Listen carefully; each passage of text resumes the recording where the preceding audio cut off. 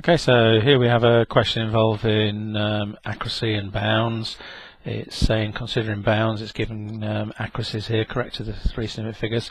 So what we need to remember is that this is about error limits, and basically the error equals a half of the accuracy given. And the error then means it's plus or minus a half, and you basically add a half of the error on and take away. So we've got to work out the accuracy, halve it, and add and take away.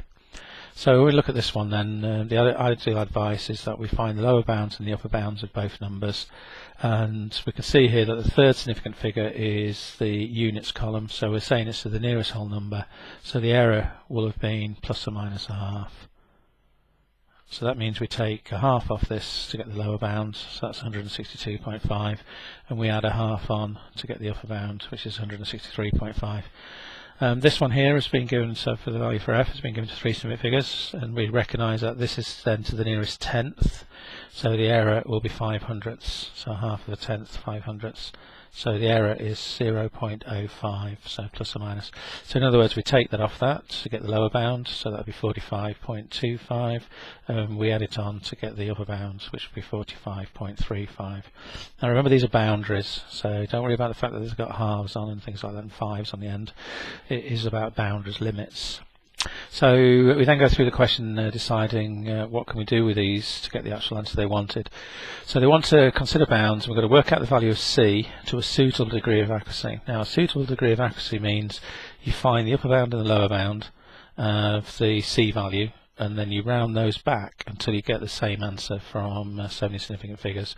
So if we do the lower bound for C first, so the lower bound for C, well, that's going to equal the lowest value of D, so 162.5, divide by the largest value of F, so 45.35. So this is where you've got to be careful when you're doing bounds questions. If it's a division, then you've got to be particularly careful.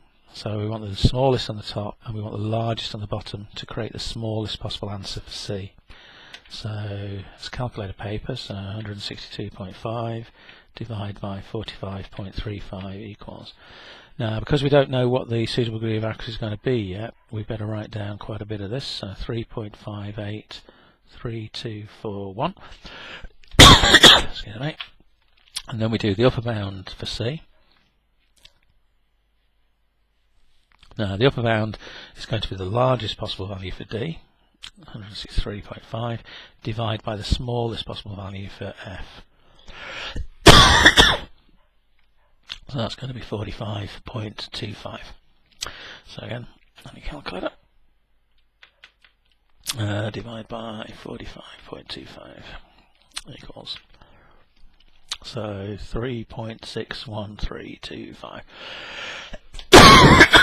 Excuse me.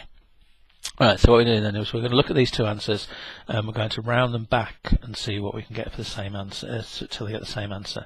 So if we round back to three significant figures, then the lower bound would be 3.58 and the upper bound would be 3.61. They're not the same, so we're going to have to try two significant figures. So the lower bound for two significant figures would be 3.6 and the upper bound for two significant figures would be 3.6 also. These are the same, so C to a suitable degree of accuracy is 3.6. Okay, so when we look at this question then, we're thinking it's about boundaries, it's about bounds, errors. They've told us things will be measured to the correct to a given accuracy. The error is always plus or minus a half of the accuracy. So we go to look at what the accuracy is, then half that. We write down the lower bounds and upper bounds to get at least method marks.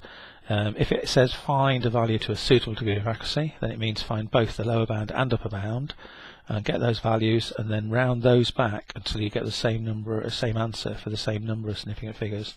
And we saw in this case it was two significant figures gave us the same answers, so therefore the suitable degree of accuracy for this was 3.6.